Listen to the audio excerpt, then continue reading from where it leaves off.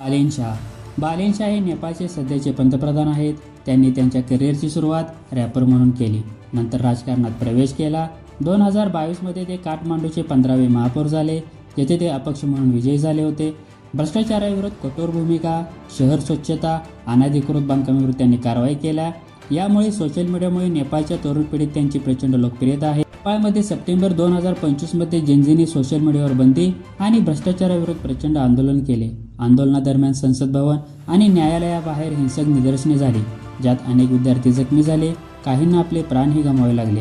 या आंदोलनाला बालेन शाह यांनी पाठिंबा दिला, ज्यामुळे ते या क्रांतीचा चेहरा बनले.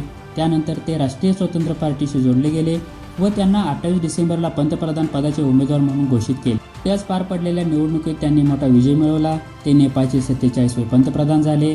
निवडून आल्यानंतर त्यांनी त्यांच्या मंत्रिमंडळात तरुण चेहऱ्यांना प्राधान्य दिले.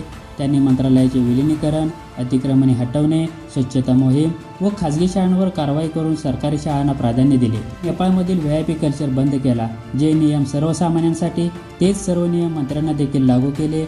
भ्रष्टाचारी असलेले अनेक माजी मंत्री, पंतप्रधान यांना अटक केली.